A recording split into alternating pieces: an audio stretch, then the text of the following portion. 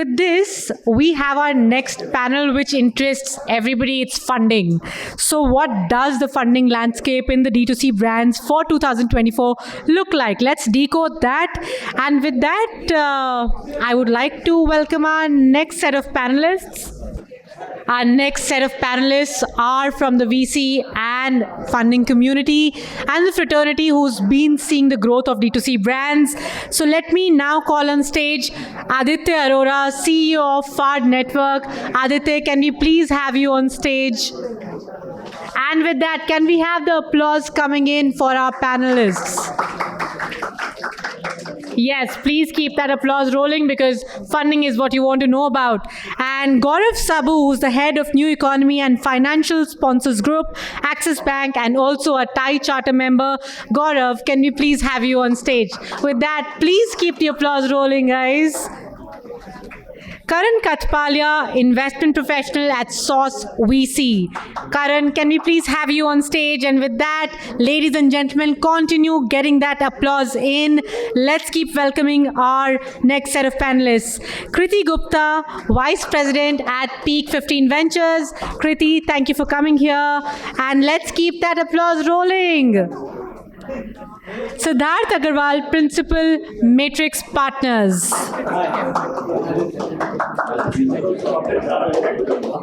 And now I would like to call upon our phenomenal moderator, Pavan Rajkumar, who's partner at Venture Garage and also a TIE Charter member. Thank you so much, and I leave it to you, Pavan.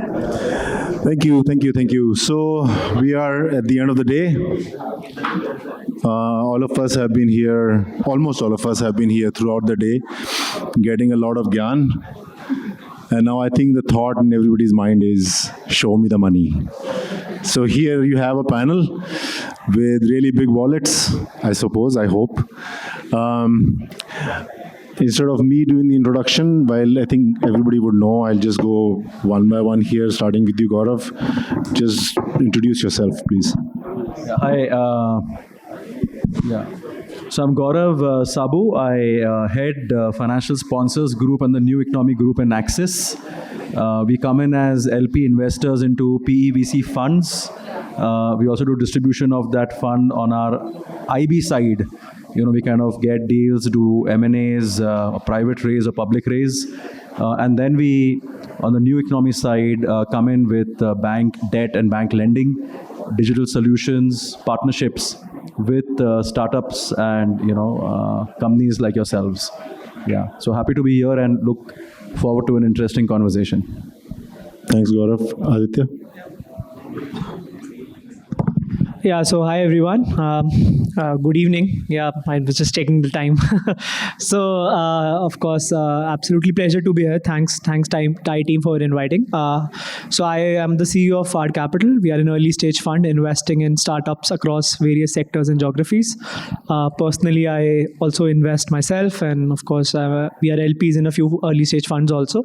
So yeah, idea is to back early stage promising founders from different industries, and glad to have backed over 100 such companies in the last 3 to 4 years of active investing. Yeah.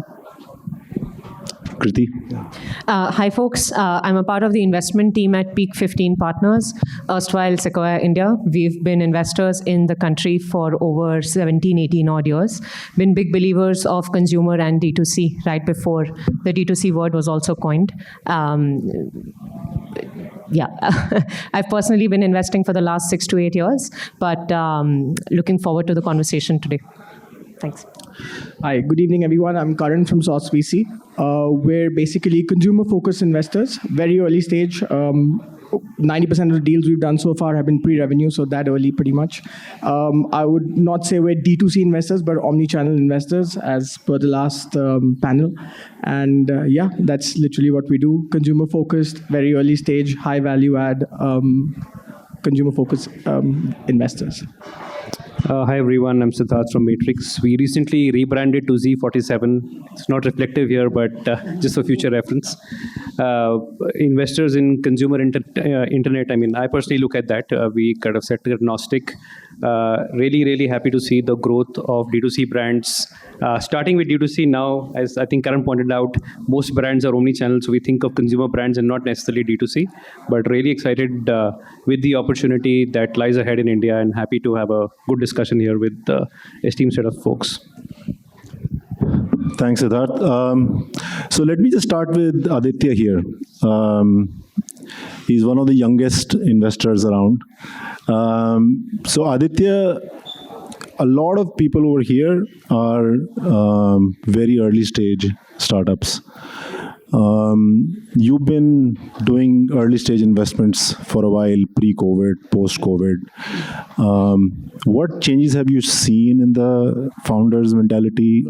And as an investor, what different are you looking for now? Yeah, I think like COVID has been stage for all the people, of course, around the world. There've been a stage called pre-funding winter and post-funding winter. That's of course been popularized by media also. Sorry. Running a sore throat, yeah. So essentially, I think what broadly has changed is post-COVID, now we have so many models, right, of startups which have, of course, gone public, startups which have, of course, raised massive amounts of capital, startups, models which have actually churned out profitability or losses. Either ways has given us learnings, right, as to what kind of models exist in India, what kind of channels drive the most sales, what kind of trends are shaping up inside the sectors, right? So essentially, I think now founders are much more mature in terms of coming up and pitching the right sort of proposition, and the problem statement I think is well defined and clear to everybody out there. But I think investors have also become much more conscious and cognizant of the fact that scaling a startup is extremely hard also, and more than capital, I think you need a lot of market understanding, hand-holding, wherewithal, and support. So we are seeing, I think, action from both sides where investors, specifically in early stage, since the question there was, that they're coming up and helping a lot of these startups with GTMs, market connects, with competitions, and with intros to larger funds and, of course, family offices.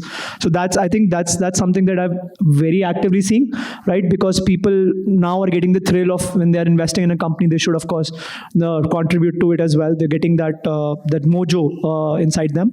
And second thing I think that's been happening is more value investing is being chased now, where I think numbers and in terms of course, the pricing of deals has become much more corrected. And model-wise also, founders are very spot on these days in terms of identifying micro niches and gaps within that same proposition. So I think those are some of the changes that I've been seeing in early stage investing. Yeah. Yeah, that's awesome. I also see a lot of D2C. I mean, obviously, there are a lot of D2C companies here. And what I've also seen is that the trends are changing in terms of, what kind of consumer businesses are coming up.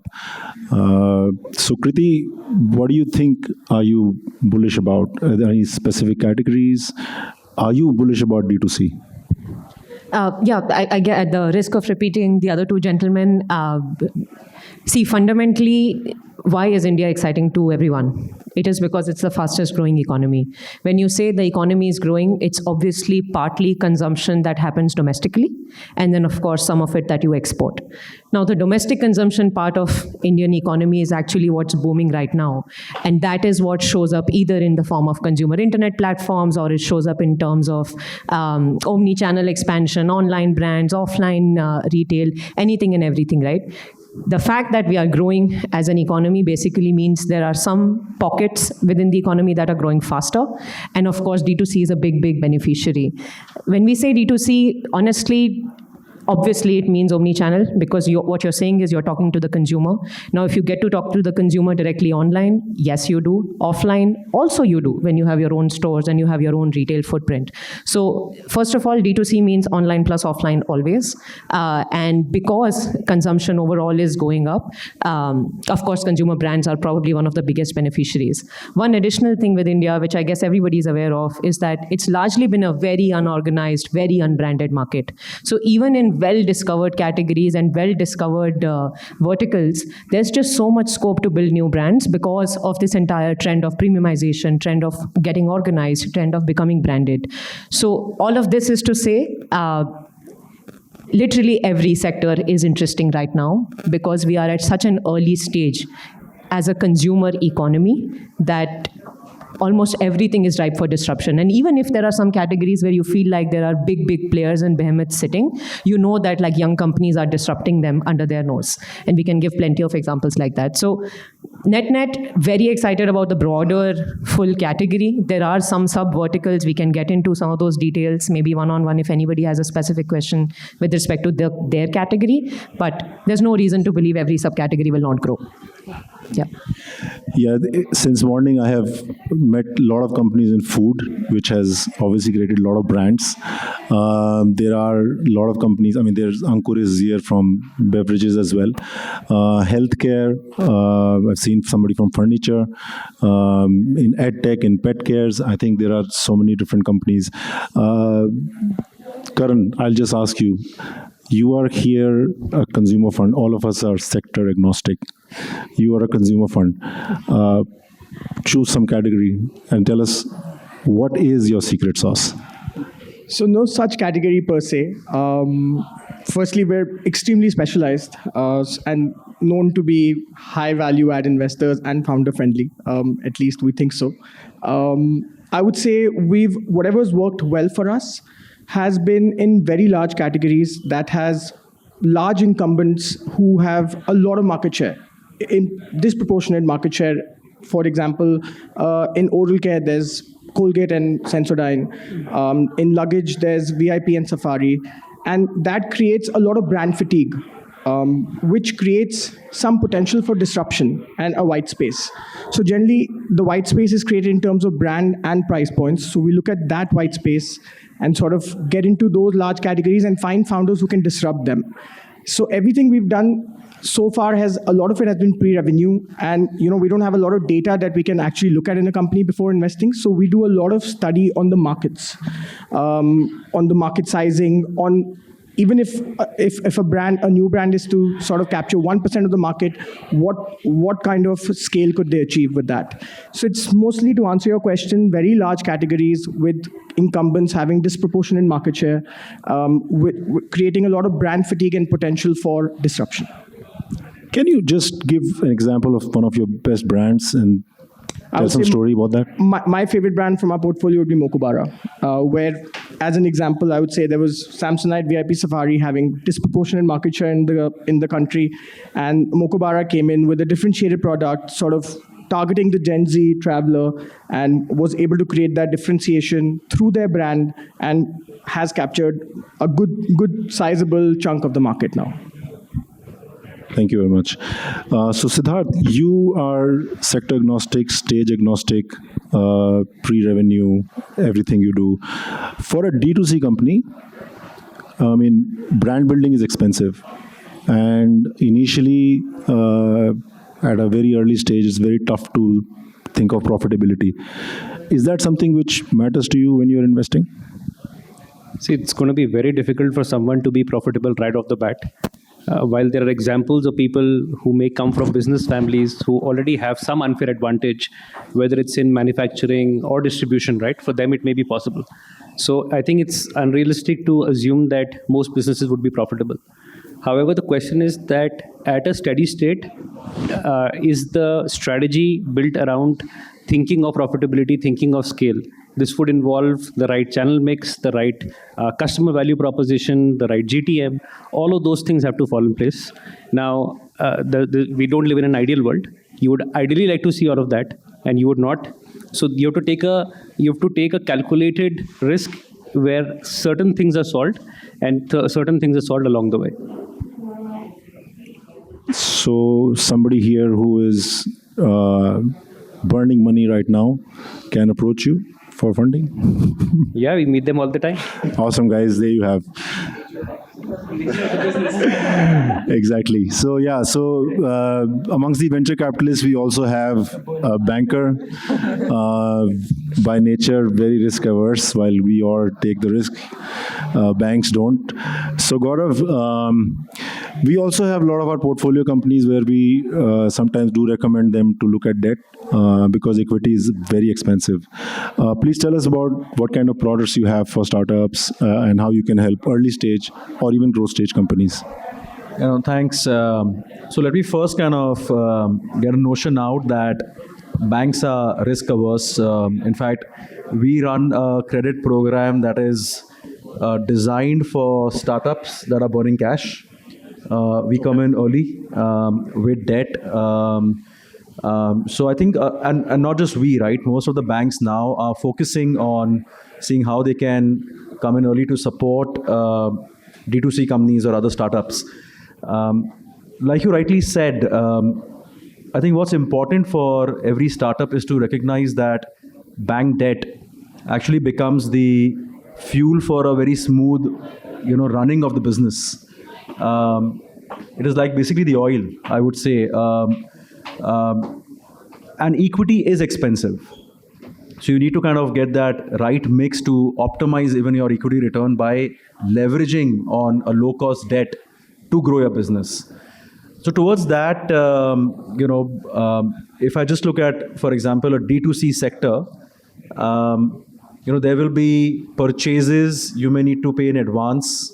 There may be production, there may be cost around that. There may be a sales activity where there is, receipt of money coming depending upon the channel, with a lag. So how do you? So there is for your day-to-day operations a requirement for a steady flow of funding, and that's where bank debt complements, an equity infusion, and it's essential for the running of the business. In fact, if you will see, most of the companies, especially in the startup space, do struggle or go down not because they don't have a great product, but a lot of times they don't have the right liquidity or the right sustainability, which we kind of bring in. So what the banks have done is looked at each of these legs to support, right? So if you have a advance cycle on the purchase side, there can be a purchase bill discounting. There can be, various things around that front. If there is on the receivables that there is something elongated there are products which you can discount your, sales bill, invoice, etc. What we've also done is one of the things we have started for the startup is an unsecured commercial card program, because a lot of the D2C have ad expenses, cloud expenses, marketing expenses.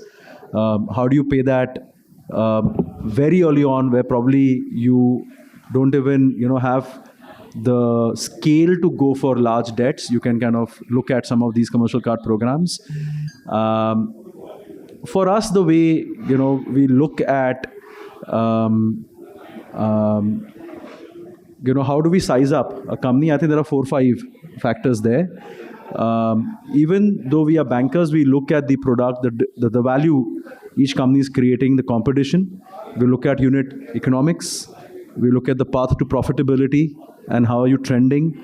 And of course, the runway in terms of the cash burn, the unencumbered cash that you have. And that's where we also kind of work very closely with other, equity investors or financial sponsors to kind of see which names are backing you and what kind of support they have from a long-term perspective. Of course, the management pedigree, the background that they have, the experience that they have. So this is how we kind of go about this, yeah. Awesome. So yeah, thanks, Gaurav. This is obviously important that we, incorporate some kind of efficiency in our capital and have debt as a part of it. Kriti, I want to ask this question to you. what I feel is that in a consumer brand, let's not just say D2C, in a consumer brand, I feel that product is normally not the biggest barrier, and brand is. Do you think there is any other way to build moats around D2C businesses?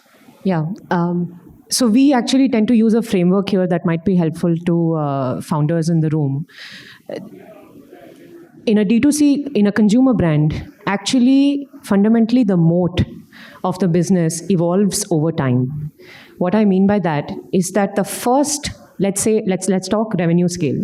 Let's say the first 10 CR of revenue, you can only get to if your product genuinely is different, has a certain type of a moat, and you're able to actually create something that creates a certain dent in whichever market you play in. So let's say the journey from 0 to 10 CR actually is done on the back of a product moat. And sorry, I mean per month scale. The journey from 10 CR to, let's say, 50 odd CR per month in terms of scale actually tends to come on the back of distribution as a moat. What do I mean by that? If you're able to find yourself in more and more touch points, you know that your consumer is online but also offline. You know that within online, wherever their intent is, you're kind of omnipresent. So if you're able to, in that journey from 10 to 50 CR, be able to create distribution as a moat, that's the path to 50 CR. The 50 CR path to 100 odd CR, which ultimately gets you to like 1,000 odd CR as a company, is actually brand. So once you've actually identified, created a good product, you start then being present wherever your customer is, and then eventually you've just built enough and more trust that consumers remember what they perceive your brand to be as. That's typically the journey of companies where we've had a few companies that have crossed that 1,000 CR mark, including Mama Earth, WakeFit, and maybe like a couple more examples. But this is something that we've drawn as a conclusion across. So to your point, can product alone be a moat? No, because there are a lot of Me Too's, there are a lot of copies. You just need to make sure that while you have that moat and momentum, you capture that and move on to the next moat. Thanks. That's perfect, because what is very important for a consumer brand is to be accessible. The product should be accessible. So distribution also is a very strong mode that comes in, and we've seen in different companies. One thing which I've also seen is that consumer brand founder is also a different sort of genetics, right? Karan, do you see anything like that? That is this person able to do this business or not? The background does make a difference. It does. It's more a category game, I feel. And with more and more channels evolving, such as QCOM, it's easier to get to the customer now. But yeah, a founder pedigree is something that we do look for, because at the stage that we invest it is very important for us to sort of do that. In fact, we internally call our first check the due diligence check into a company. It's not a very large check that we put in. We're not a very large fund. We don't operate in millions. We actually operate in crores. And the first check we put in is a small check, anywhere between 1 to 8 crores, depending on scale, size, market opportunity, etc. And then the next check that comes in after a year and a half or so, once there's enough proof for product market fit, that's where we put in a large check that we don't want to lose. So yeah, the founder pedigree is a big thing, but as product is not everything, it's also not just the founder that makes all the difference. It's the team that's built, it's the product, it's the differentiation, it's the brand mostly, because the market is pretty cluttered in terms of categories now. So it's actually a brand that makes a product stand out. For example, I would use the example of the Whole Truth. There's so many protein bars out there, but still, to me and a lot of consumers out there, the Whole Truth bars still stand out because it's not the founder, it's mostly the brand that makes the difference, and that is a result of the founder, but it's more the ethos. Thanks. I have a few more questions, but we have 8 minutes left. Would like if audience have some questions and you guys want to ask anything.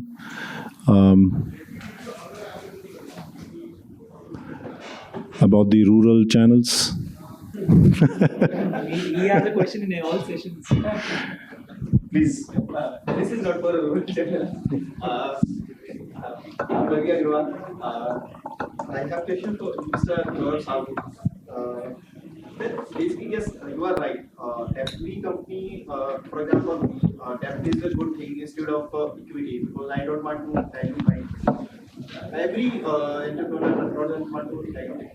But point is that getting approval for a debt without a collateral or with a very normal collateral, other than that stock like OD or whatever, from a bank takes so much longer time. For example, if I file the application today on 19th July, it may get approved in August, or it may get approved September, or I have to go round and round. So instead of that, I have two choices. Either I have to go to for a angel investor, VC or someone to dilute some equity at a faster pace, or either I have to focus on my sales channels to get more revenue, so I can catch up to my raw material cost and other my sales and other. So No, I understand. Thanks for your question. Let me answer it in a couple of points, and then if anyone else on the panel wants to add on. So see, debt is not speed dating, not flirting. It's a serious relationship, right, between the bank and each company. It's a journey. And what many banks have done is they have started with, for example, the product I mentioned. There's a unsecured commercial card, program, for example, for startups that you can start. Start having couple of crores, say for example, not a large ticket size, but that's something that you can start to at least start making your basic payments, including your GST, vendor payments, other things. You can kind of start with that. That's one way to look at it. Because you are right that a bank may not come with a large check when a lot of parameters are not getting met.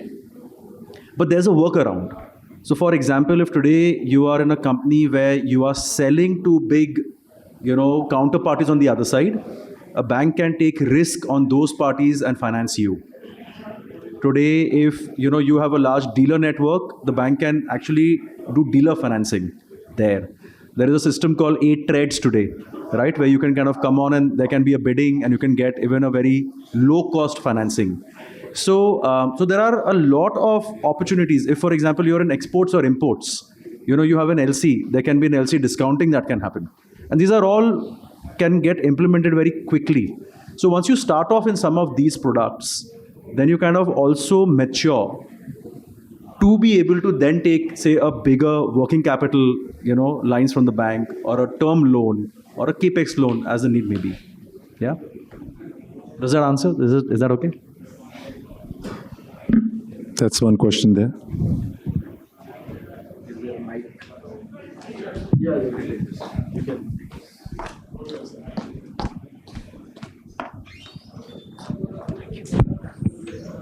Hi, good evening. So my question is that what is the right way to get into a omni-channel approach from a multi-channel approach, from a traditional dealer network business to a omni-channel?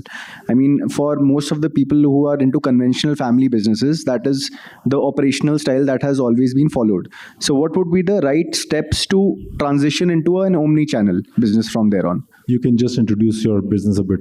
Yes, so my name is Prerak Mahajan. I'm into furniture. My brand name is Zorin Furniture.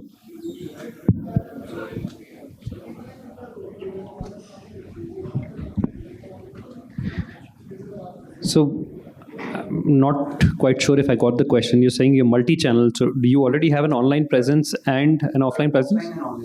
Distribution via dealer network, basically. Via dealer. Okay.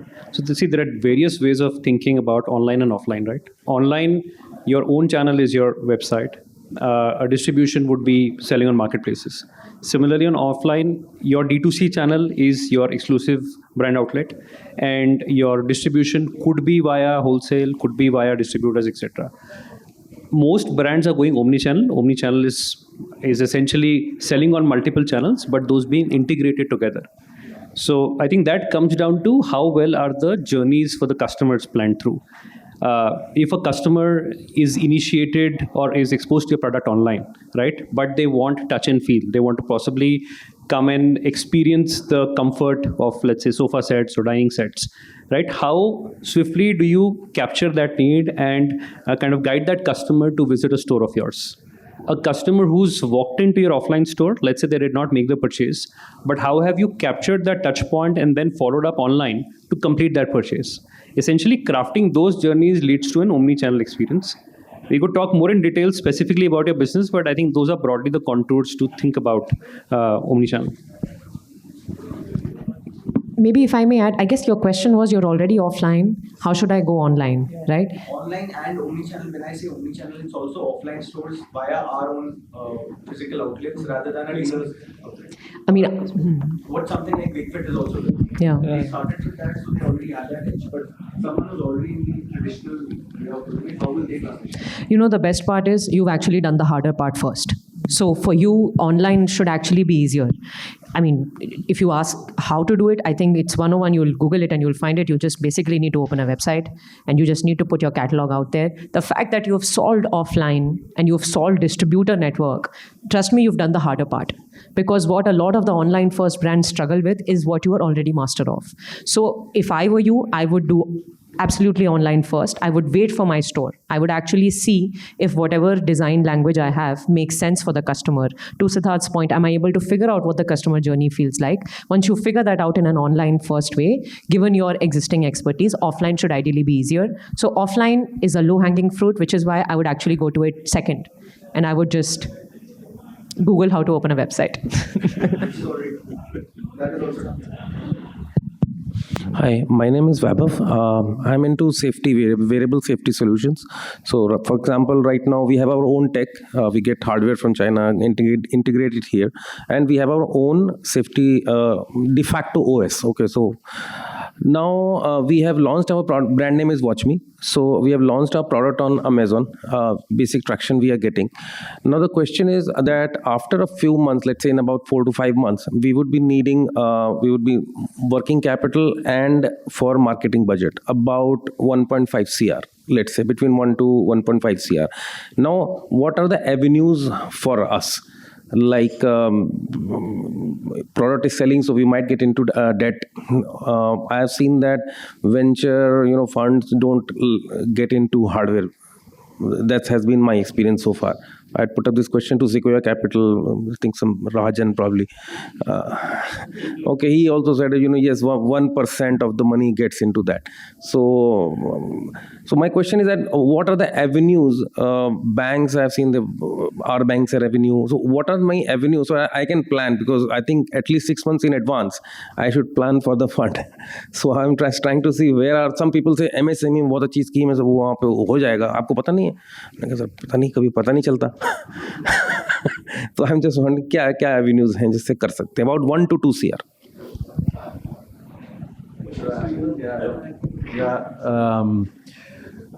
See, let me just kind of step back. I think, for early stage companies, I think it's also very important to match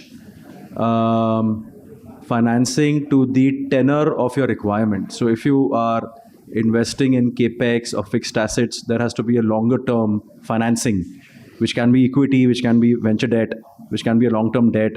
If you have short term expenses, then you have short term money requirements. So I think from a business perspective, it's not really that if there is a requirement, what are the avenues? I think it's also matching your where you're investing, what is the time horizon, and then what is the best source of financing for that. So I think that's one way to look at it. Coming to your specific question, I think yes, there are many schemes today, in the bank or in the financial services, model. Depending upon your business, you can look at it today. There are banks, neobanks, NBFCs, right? So it's not just like one area. So, but yeah, maybe over coffee we can discuss something specific if you have. I don't know if someone else has understood the question or if you want to add anything onto that. But I'll just add that from a VC perspective that VCs do invest in hardware businesses. Of course, it's not that they don't. Of course, you have Atombergs. Boat is a very big example. Yeah. Boat, Atombergs of the world, right? Which have, of course, gone and drained massive capital. Anything that makes money is of interest to us, be it hardware or software. So. Yeah, I guess our time is up. So thank you very much for all your questions and your attention. Thanks all of you as well. Thanks for being great investors. And yeah, thanks. Thank you so much. This was a very phenomenal session and very, very visible in the kind of questions that came up. Thank you so much. With that, a small token of appreciation for the panel. Thank you, Paul Esther, for giving this to the panel, please. Can we have a big round of applause for this last session?